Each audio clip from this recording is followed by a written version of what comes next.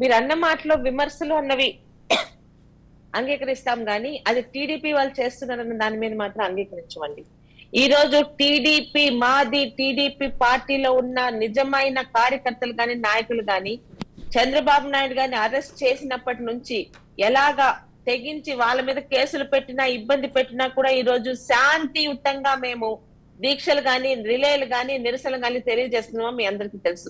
ఏ ఒక్క షాపులు మూయించట్లేదు, ఎక్కడ రైళ్లు తగలబెట్టట్లేదు, ఎక్కడ ఇటువంటి అల్లర్లు చిల్లర పనులు ఏమి టీడీపీ వాళ్ళు చేయట్లేదు. అయినా 52 రోజుల నుంచి ఏదో ఒక రకంగా మేము నిరసనలు ఇబ్బంది లేకుండా ప్రజలకి అర్థమయ్యేలా, ముఖ్యంగా చంద్రబాబు నాయుడు గారి మీద పెట్టినవి అక్రమ కేసులు, ఎటువంటి ఆధారాలు సాక్ష్యాలు లేవు అని ఈ రోజు టీడీపీ వాళ్ళే కాదు, రాష్ట్రంలో దేశంలో ప్రపంచంలో న్యాయ శాస్త్రం తెలిసిన వాడు మెదడు ఉన్న ప్రతి ఒక్కరికి అర్థమవుతుంది.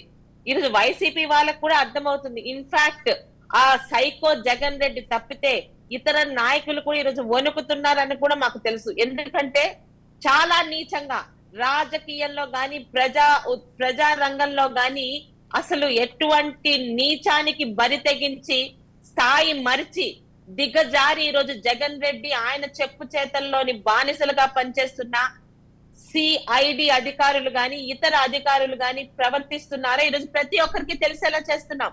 కాకపోతే మీరు అన్నారే ఎందుకు మాట్లాడట్లేదంటే ఈరోజు రాజ్యాంగం అంటే ఒకటి ఉందండి. ఆ రాజ్యాంగాన్ని జగన్ రెడ్డి గారు ఈరోజు ఆయన పాటించకపోయినా మేము పాటిస్తున్నాం. 5 సంవత్సరాలు ఎవరు అధికారంలో ఉంటారో వాళ్ళని మధ్యలో దించేయడానికి లేదు. 5 సంవత్సరాలు భరించాల్సిందే చేసిన తప్పుకి అని రాజ్యాంగం చెప్పింది భావిస్తున్నాం. అదే జగన్ రెడ్డి గారు ఈ రోజు రాజ్యాంగం ప్రతిపక్షాలకు గాని ప్రజలకు గాని మాట్లాడే వాళ్ళకి ఇచ్చిన అధికారాన్ని తీసేసుకుంటున్నారో లేదో మీకు తెలుసు. ఇక చంద్రబాబు నాయుడు గారి మీద పెట్టిన కేసు పూర్తిగా వ్యక్తిగతమైన అక్రమ కేసు అని ప్రతి ఒక్కరికి అర్థమవుతుంది.